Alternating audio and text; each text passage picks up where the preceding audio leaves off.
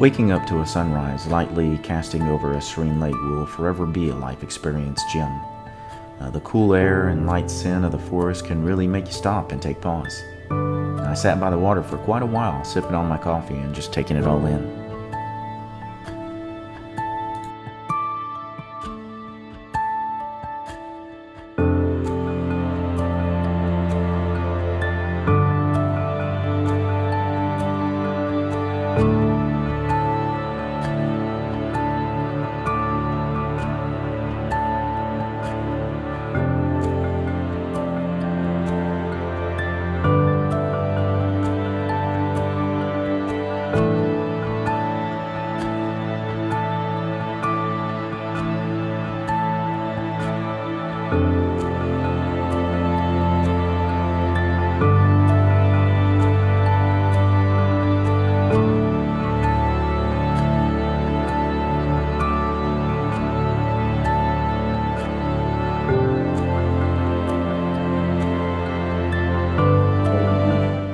So now that you're getting a little bit of a headache, how do you think about your packing technique, putting your aspirin at the bottom of the pack there?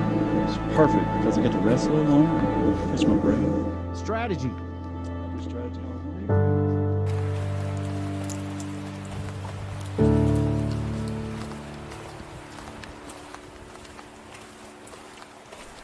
The team woke up moderately refreshed, but they were still feeling the effects of the hike on day 4.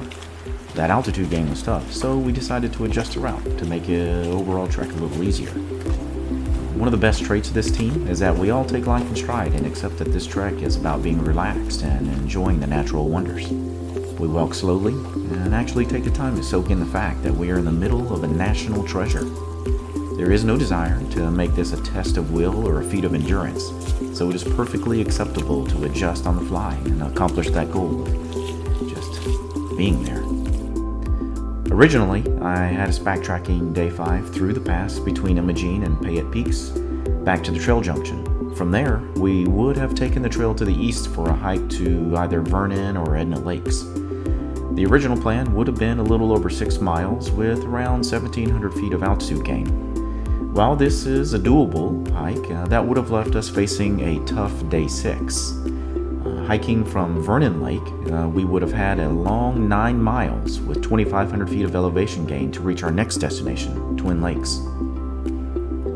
While we could have pushed through it, it would not have been much fun. So, time for a new plan. Instead, we adjusted the route so that day 5 would have us hiking from Imogene Lake to Toxaway Lake, taking us almost 7 miles for around 1,800 feet of altitude gain. So today would be a little tougher than planned, but that improved what our day 6 would be, and that was looking pretty good to us.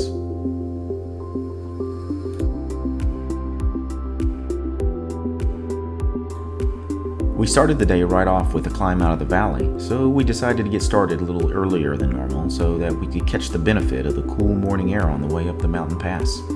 If you do choose this route, please keep in mind that this part of the trail can be a little tricky because the small rocks on the trail will twist and turn under your feet, and it can be a little tiring constantly catching yourself from tripping on these.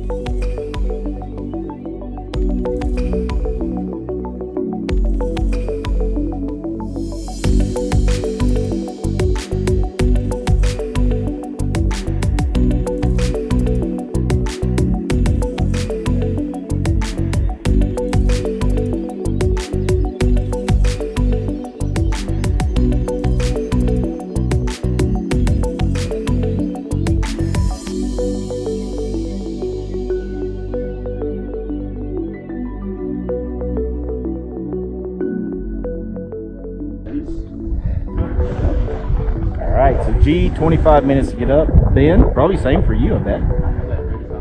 30. 38 for me, and I stopped, took a little drone footage. Billy's not far behind. All right.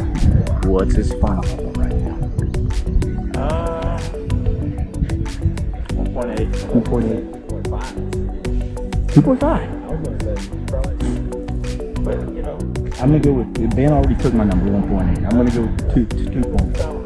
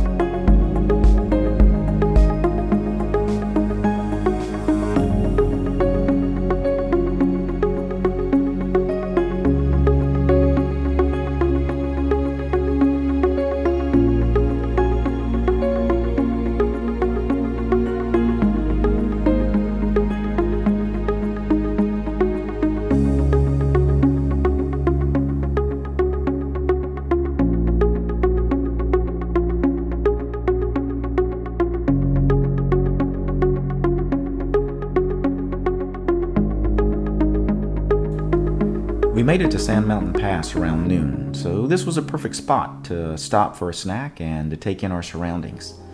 The wind was a little brisk, so it did not take long to cool off from the tough hike up the mountain. Also, yeah, time for more selfies. I mean, why not? This is my video journal of a great adventure, and 10 to 20 years from now, I want to look back and try to remember everything about this trip, including what a younger me looked like.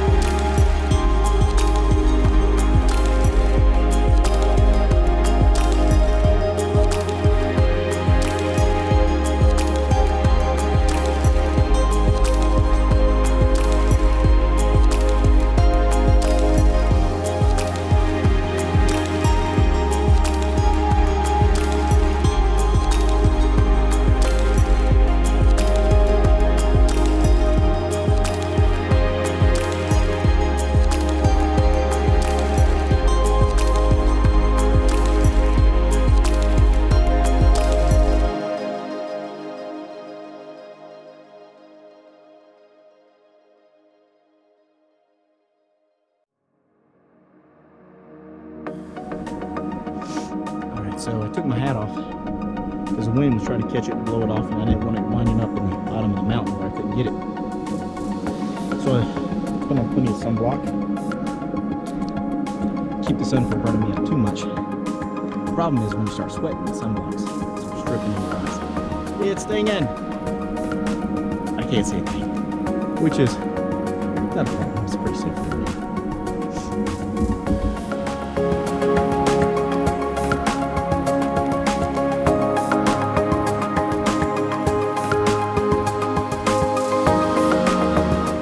We came across this beautiful field of mountain flora.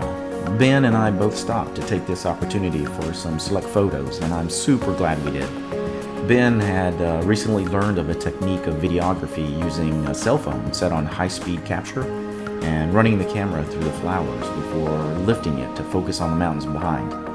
I tried several times to capture this, never did actually achieve the exact goal I was after, but still, I'm pretty happy with the results. Check out the bees in slow-mo. That's pretty cool. How great is this?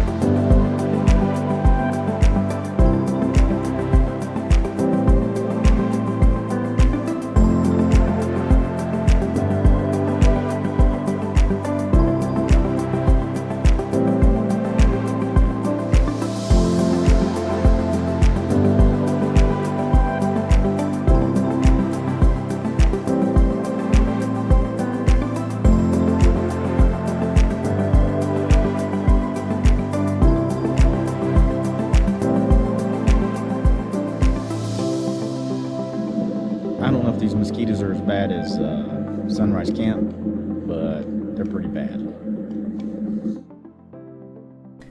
We made it to Toxaway Lake with plenty of sun left in the sky, but only a few campsites left, so we had to search a little to find a decent spot.